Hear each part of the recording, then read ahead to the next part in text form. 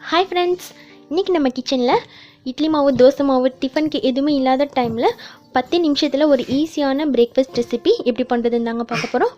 ஒரு கப் அரிசி மாவும் 3 தக்காளியும் வச்சு ரொம்ப ஈஸியாக டேஸ்டியாக நம்ம ஒரு டிஃபன் பண்ணலாம். இது வரைக்கும் தமிழ் ஃபன் சேனலை சப்ஸ்கிரைப் பண்ணாத நண்பர்கள் சப்ஸ்கிரைப் பண்ணிக்கோங்க. அப்படியே பக்கத்தில் இருக்க பெல் ஐக்கானை கிளிக் பண்ணிடுங்க. ஒரு பவுலில் நான் 400 கிராம் அளவுக்கு இட்லி அரிசி எடுத்து ஊற வச்சுருக்கேங்க. 1 ஹவர் போல் ஊற வச்சிங்கன்னா போதுங்க. அரிசி ஊறுற டைம் தாங்க இதுக்கு, மற்றபடி நம்ம ரொம்ப சுலபமாக இந்த டிஃபன் வந்து பண்ணிடலாம். இப்போ அரிசி வந்து 1 மணி நேரம் போல் ஊறிருக்கு. இது கூட அரைக்கிறதுக்கு 3 தக்காளி எடுத்து வச்சுருக்கேங்க. மீடியம் சைஸ் தக்காளியாக 3 எடுத்துக்கோங்க. இப்போ அரிசியை நல்லா கழுவிட்டு தண்ணியெலாம் வடிச்சிட்டு எடுத்துக்கோங்க. அரிசி வந்து இப்போ நம்ம மிக்ஸி ஜாரில் சேர்த்துக்கலாங்க. பாதி அரிசியை மட்டும் சேர்த்துக்கலாம். 400 கிராம் அரிசி வந்து 4 பேர் வரைக்கும் நீங்கள் சாப்பிட்லாங்க தோசை ஊற்றி. கூடவே இப்போ 1/2 டீஸ்பூன் அளவுக்கு சோம்பு சேர்த்துக்கலாம். 1 டீஸ்பூன் உப்பு சேர்த்துக்கலாங்க. அப்புறமா 3 காஞ்ச மிளகாய் சேர்த்துக்கலாங்க. கூடவே 1/2 டீஸ்பூன் பெருங்காயம்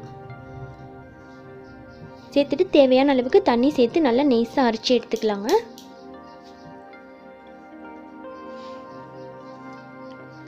இப்போ நைஸாக அரைச்சாச்சு. இந்த பேட்டரை வந்து நம்ம பவுலுக்கு மாற்றிக்கலாம்.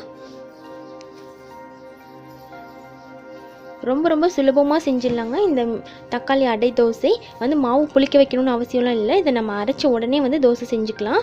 இப்போ மிக்ஸி ஜாரில் நம்ம எடுத்து வச்சு இந்த தக்காளி வந்து குட்டி பீசஸாக கட் பண்ணிவிட்டு சேர்த்துக்கலாம். அது கூடவே மீதி இருக்கிற அரிசிங்களையும் சேர்த்துக்கலாங்க.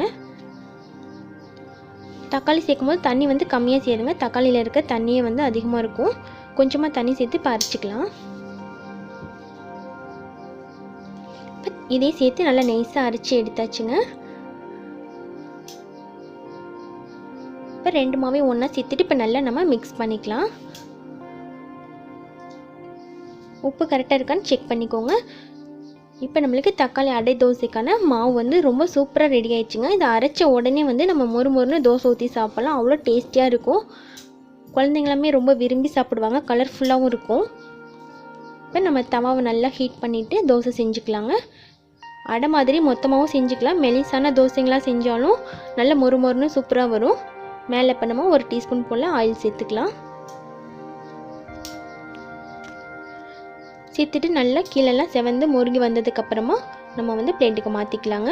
நம்ம வீட்டில் வந்து டிஃபன் செய்ய எதுவுமே இல்லை அப்படின்னு நம்ம யோசிச்சுட்ருக்க டைமில் இந்த மாதிரி ஒரு மொறு தக்காளி அடை தோசை ஈஸியாக நீங்கள் ப்ரிப்பேர் பண்ணி எல்லாத்துக்கும் ஜாலியாக கொடுக்கலாம். இதே மாதிரி நீங்களும் வீட்டில் ட்ரை பண்ணி பாருங்கள். இந்த வீடியோ உங்களுக்கு பிடிச்சிருந்துச்சின்னா மறக்காமல் லைக் பண்ணி உங்கள் ஃப்ரெண்ட்ஸ்க்கும் ஷேர் பண்ணுங்கள். தேங்க்யூ.